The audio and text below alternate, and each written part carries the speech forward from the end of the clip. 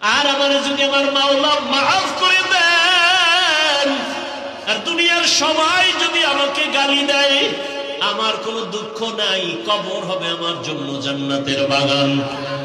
এরে আল্লাহর গোলাম, ইব্রাহিম ইবনে আদহাম জঙ্গলে দৌড়ায় আসল মালিকের তালাশ করার জন্য। ক্ষমতা পাইছি, চেয়ার পাইলাম, টাকা পাইলাম, বাড়ি পাইলাম, গাড়ি পাইলাম, নারী পাইলাম, সন্তান পেয়েছি, কিন্তু এগুলো আমার দিলেন কে? তারে তো পাইলাম না। তিনি কে?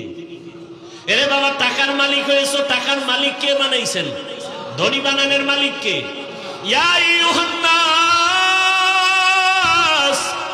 আনতুমুল ফুকারাউ ইলাল্লাহ ওয়াল্লাহু হুয়াল গনিয়্যুল হামিদ।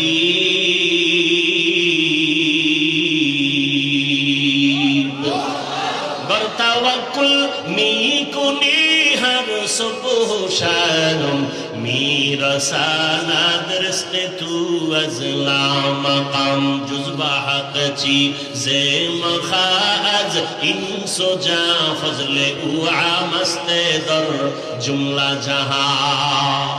एरे नबीर आशिक, नबी যদি কইয়া ফেলায় তুই আমার আশিক, আর জান্নাত পাইতে কোনো টিকিট লাগবে?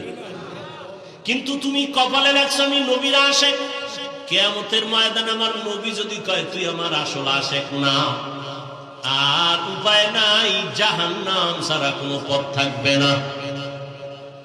এরে আল্লাহর গোলাম, ইব্রাহিম ইবনে আদহাম রাষ্ট্রীয় সব কিছু বাদ দিয়া, রাজকীয় পোশাক ফালাইয়া আসল মালিকের তালাশে বের হয়ে গেলেন।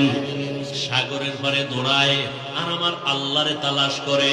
ইয়া ইলাহি মুঝসে মুঝকো দূর কর, তাকে দেখো মুঝ মে তুঝকো এক নজর। ইয়া ইলাহি তু মেরা মাবুদ হ্যায়, ইয়া ইলাহি তু মেরা মাশুক হ্যায়। আল্লাহ তালাশে সাগরের পারে পারে দৌড়ায় জঙ্গলে। একদিন ইব্রাহিম ইবনে আদহামের হুকুমে যারা চলতো বড় বড় অফিসার, একদিন বিকাল বেলা হাওয়া খাইতে সাগরের পারে চলে গেল। গিয়ে দেখে আগের সেই বাদশাহ ইব্রাহিম সাগরের পারে সেরা জামা পইরা বসা। ডাক দিয়া কয়, রে বাদশাহ ইব্রাহিম ইবনে আদহাম, তুমি বাদশাহী চাইরা কি পাইছো? এর থেকে বড় কিছু পাইছি। বলে কেমনে? দেখবিনি? কয় তোরা দেখবিনি? কয় হ্যাঁ। হাতের মধ্যে একটা লোহার সুই ছিল, সাগরে ফালাই দিছে। সাগরে ফালাইয়া কিছুক্ষণ পরে কয়, দেখ আমার ক্ষমতা। এতদিন আমার কথা শুনতো বলখের মানুষ, আর এখন টাকা দেখ আমার ক্ষমতা কত বড়। সমুদ্রের দিয়ে আঙ্গুলের ইশারা করে কয়, সমুদ্রের মাছ আমার সুইটা আমার হাতে নিয়ে দিয়ে দে তাড়াতাড়ি। বলা মাত্র হাজার হাজার মাছ স্বর্ণের একটা সুই মুখে নিয়ে সব হাজির। ইব্রাহিম কয়, আমার তো স্বর্ণের সুই ছিল না, আমার ছিল লোহার সুই। আমার লোহারটা দে, স্বর্ণেরটা তো আমার না, সব নিয়ে চলে যা। এইবার লোহার সুইটা নিয়ে পরে একটা মাছ আইসা হাজির। দেখে অবিকল সেই সুইটা হাতের মধ্যে নিয়ে কয়, এ দুনিয়াদারেরা তাকায় দেখ, তোর কথা বলখের মানুষ শুনে, আর এখন আমার ক্ষমতা এত পাওয়ার, নদীর মাছ আমার কথা শুনে আল্লাহর গোলাম হয়ে যাবে। গোটা দুনিয়া তার গোলাম হয়ে যাবে,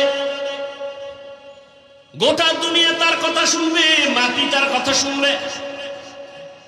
ওমর ফারুক রাদিয়াল্লাহু তাআলা আনহু নবীকে জবাই করতে যায়, সেই ওমর এই পরিমাণ দামি হয়ে গেল, 27 বছরের যুবক তরবারি নিয়ে যায় নবীরে জবাই করবে। রহমতের নবীর চেহারা দেখে কলিজা ঠান্ডা হয়ে গেল। এখন আমার আল্লাহর কাছে ওমর এত দামি হয়ে গেল। আল্লাহ ওমরের কথার সাথে একমত হয়ে কোরআনের মধ্যে আয়াত পর্যন্ত নাজিল করেছেন।